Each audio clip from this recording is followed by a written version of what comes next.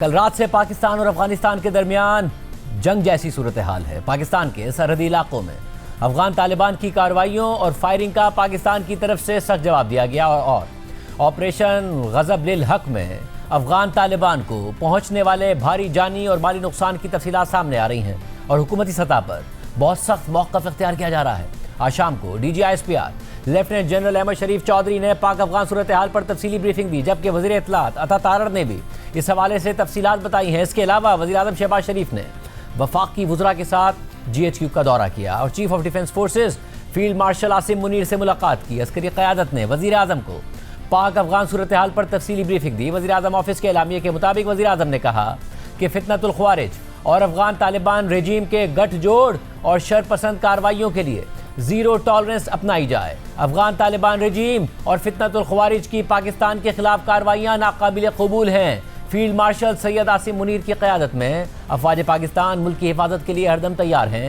پاکستان کسی بھی جارحیت کے خلاف اپنا دفاع کرنا بخوبی جانتا ہے۔ وزیر اعظم نے افغان طالبان رجیم کے سرحدی علاقوں میں حملوں کو پسپا کرنے اور بھرپور جوابی کارروائی کرنے پر افواج پاکستان کی پیشہ ورانہ صلاحیتوں کی تعریف کی اور کہا کہ پوری قوم وطن کی حفاظت کے لیے اپنی افواج کے شانہ بشانہ کھڑی ہے۔ افغان طالبان کی جانب سے گزشتہ رات کی جارحیت کے علاوہ آج یہ اطلاعات بھی سامنے آئیں کہ خیبر پختونخوا کے کچھ علاقوں میں ڈرون سے حملوں کی کوشش کی گئی۔ خود افغان طالبان کی وزارت دفاع نے دعویٰ کیا کہ آج دن کو 11 بجے افغان ایئر فورس نے پاکستان میں ایئر اسٹرائکس کیں، جن میں اسلام آباد میں ایک فوجی کیمپ اور نوشیرہ میں فوجی بیس کو نشانہ بنایا گیا ہے۔ پاکستان کی جانب سے افغان طالبان کے ان دعووں کو مسترد کیا گیا اور موقف اختیار کیا گیا کہ کچھ شہروں میں چھوٹے ڈرون سے حملے کرنے کی کوشش کی گئی، ناکام بنا دیا گیا۔ پہلے وفاقی وزیر اطلاعات عطا تارڑ نے ایکس پر پوسٹ کرتے ہوئے بتایا کہ فتنۃ الخوارج کے دہشت گردوں نے ایبٹ آباد سوابی اور نوشہرہ میں چھوٹے ڈرونز لانچ کرنے کی کوشش کی۔ اینٹی ڈرون سسٹم نے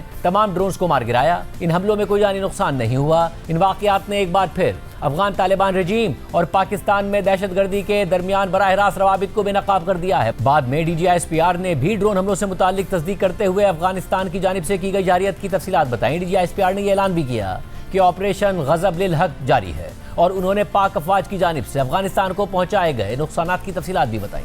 آپریشن غضب للحق چل رہا ہے۔ اب تک اس میں 274 طالبان رجیم کے اہلکار اور خوارج جہنم واصل کیے جا چکے ہیں۔ 400 سے زائد زخمی ہیں۔ افغان طالبان رجیم کی 73 پوسٹیں مکمل تباہ کی جا چکی ہیں۔ 18 post are in are position. 115 tanks, بختر بند گاڑیاں اور اٹرلی پیسز افغان طالبان رجیم کی فورسز کی تباہ کی جا چکی ہیں۔ وہ ہیڈ کوارٹرز، وہ دفاعی تنصیبات اور مقامات جو کہ دہشت گردی کو اور دہشت گرد تنظیموں کو فتنہ الخوارج، فتنہ الہندوستان، ان کو تحفظ پرووائڈ کرتے ہیں، ان کی منصوبہ بندی میں ان کی مدد کرتے ہیں، ان کو چن چن کر نشانہ بنایا گیا۔ ان فضائی نشانوں میں 22 مقامات پر کابل میں، قندھار میں، پکتیا میں، ننگرہار میں، خوست میں اور پکتیکا میں ٹارگٹس لیے گئے۔ کئی مقامات پر جو بزدل افغان طالبان رجیم کی فورسز ہیں اور جو خوارج ان کے ساتھ تھے، وہ نہ صرف بھاگے بلکہ انہوں نے اپنی ساتھیوں کی جو ڈیڈ باڈیز ہیں وہ بھی چھوڑ کر فرار ہوئے۔ 274 پہلی بات تو یہ کہ دس از the number that we have the confirmed number as of now. The actual number we understand is much higher. It is under the instructions of the Prime Minister of Pakistan, the civil leadership, that the operation is continuing. اس بہادر فوج کے 12 سپوتوں نے جام شہادت نوش کیا ہے، جبکہ 27 زخمی ہیں اور ایک سولجر مسنگ in action۔ اس کے بعد لیفٹیننٹ جنرل احمد شریف چودھری نے گزشتہ رات پاک فوج کی جانب سے جوابی حملوں کی تفصیلات بھی بتائیں اور اس کی فوٹیجز بھی دکھائیں۔ یہ آپ انگیجمنٹس دیکھ رہے ہیں، precise engagements being done by the کواد copters and drones north Waziristan میں۔ All their posts, their gun positions, their tank positions were taken out. Their battalion headquarters and sector headquarters were taken out. خرلاچی terminal کو کیسے اڑایا گیا، یہاں سے ان کی post کیسے وہاں پہ تباہ کی گئی ہے، خوست کے اندر۔ تو this shows that how targeted, how intelligence based, how carefully selected the engagements were. At no place any civilian infrastructure was targeted. These are all military targets. جہاں سے پاکستان پہ حملہ کیا گیا، جہاں سے خوارج اور دہشت گردوں نے افغان طالبان فورسز مل کے کل پاکستان پہ حملہ کیا۔ This is the Daud post.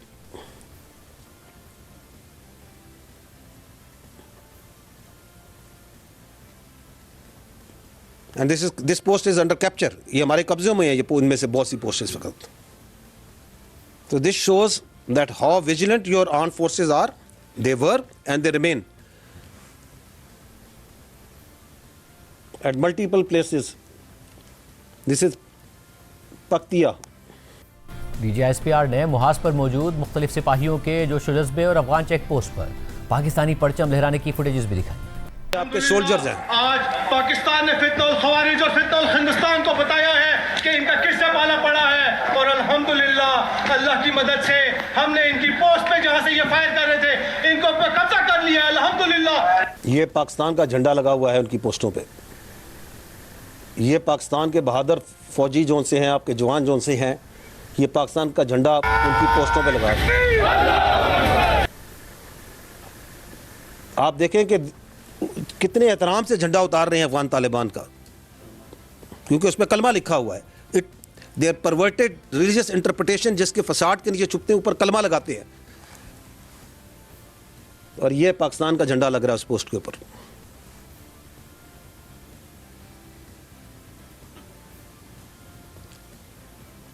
The nation is proud of these soldiers who have rendered their lives, their sweat. اس کے بعد D G S P R نے پاکستان کی جانب سے افغان عسکری تنصیبات پر کیے گئے ٹارگیٹڈ ڈرون حملوں کی تفصیلات بھی بتائی. یہ جو ڈرونز کے ذریعے، آرم ڈرونز کے ذریعے ٹارگٹ کیا گیا ہے of different post all along the Pak Afghan border.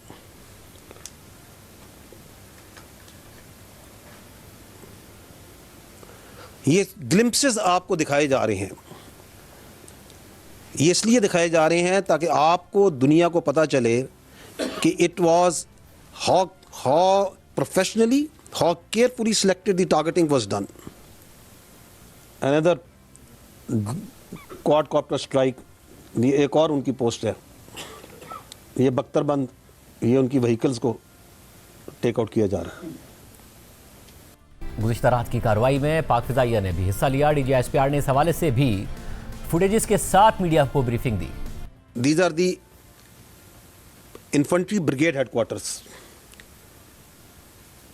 Very carefully selected military targets and well away from the civilian area infrastructure. یہ اس لیے میں کہہ رہا ہوں بار بار کیونکہ آپ ان کا جھوٹ جو ڈرامہ ہے وہ ہم پہلے بھی دیکھتے آ رہے ہیں، ابھی بھی دیکھ رہے ہیں، آگے بھی دیکھتے آئیں گے. یہ کابل کا جو فضا ہے اس کے اندر یہ رات کو جو فائر ورکس ہوئے ہیں یہ پوری دنیا نے دیکھیں.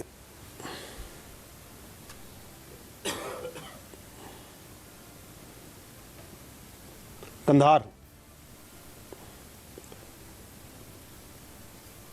دس از the logistic base destroyed.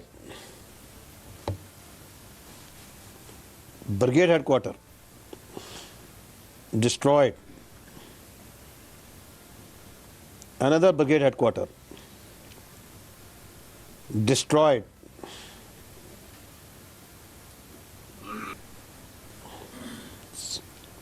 So the corps headquarters, the brigade headquarters, logistic bases, ammunition depots, POL depots, and that is what has been done so far, and this is continuing. Laghman,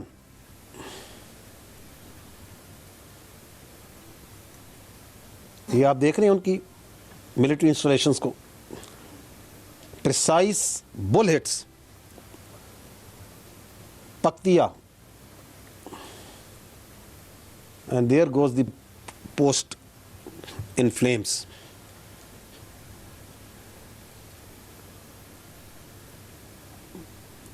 And lastly, Paktika, the corps headquarter, destroyed.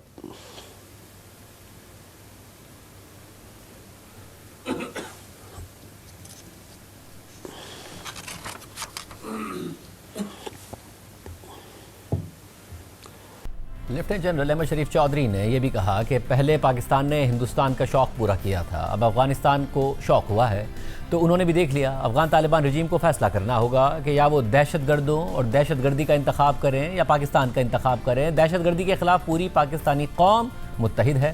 تمام سیاسی جماعتیں اور سیاسی leadership واضح ہے کہ پاکستان میں دہشت گردی کو کوئی جگہ نہیں دی جا سکتی۔ پہلے ہندوستان کو شوق ہوا تھا، ان کا شوق پورا کیا تھا، ابھی افغانستان کو شوق ہوا ہے کہ انہوں نے دیکھنی تھی۔ پاکستان میں اگر کوئی کسی جگہ پہ کسی شہر میں کوئی دہشت گردی کا واقعہ کراتا ہے، کوئی سوسائڈ بامبنگ ہوتی ہے، جس طرح وہ کلیم کرتے ہیں کہ ہم کریں گے کروائیں گے، تو اس کا جواب نہ صرف دہشت گردوں کو، ان کے سرپرستوں کو، بلکہ ان کے تحفظ کرنے والوں کو جہاں پہ وہ ہیں پھر ان کی بھی کوئی جگہ محفوظ نہیں ہو۔ دی اپریسو افغان طالبان رجیم has to make a clear choice to choose between TTP, DLA, Daesh, Al-Qaeda, the terrorists and the terrorist organization and between Pakistan. یا وہ دہشت گردی کو اور دہشت گردوں کو چوز کریں یا وہ پاکستان کو چوز کریں۔ Our choice is absolutely clear. It will always be Pakistan over everything. چاہے ایسٹرن بارڈر ہو چاہے western border who, whether they are the air frontiers, whether they are the sea frontiers, we are always vigilant. اور اگر کسی نے اپنا کوئی شوق پورا کرنا ہے کسی بھی وقت، so they are always welcome. دہشت گردی کے خلاف یہ جو جنگ ہے اس میں پوری قوم متحد ہے۔ Let there be no doubt that whatever political divisions we may have, whatever different political perspectives we may have, but all political parties, all political leaderships are absolute clear کہ پاکستان میں دہشت گردی اور اس کی سہولت کاری کو کوئی جگہ نہیں دی جا سکتی۔ نیشنل ایکشن پلان 2014 میں بنا تھا تو تمام پولیٹیکل پارٹیز نے نہیں بنایا، اینڈ فرام 2014 ٹل 2026 یہ 12 سال کا جو سفر ہے تمام پولیٹیکل پارٹیز نے، چاہے وہ سینٹر کی ہوں، رائٹ کی ہوں، لیفٹ کی ہوں، چاہے وہ حکومت میں ہوں، حکومت سے باہر ہوں، they have always respected, followed and said yes to this national action plan. Pakistan کی فوج، سیکورٹی فورسز، اور سب سے بڑھ کر تو میں سلام پیش کرتا ہوں خیبر پختونخوا کی پولیس کو۔ کوئی ہے جو کہ ان کی شہادتوں، ان کی قربانیوں کو جو جھٹلا سکتا ہے، جو ان کے ساتھ کھڑا نہیں ہے؟ Nobody. The whole nation is together.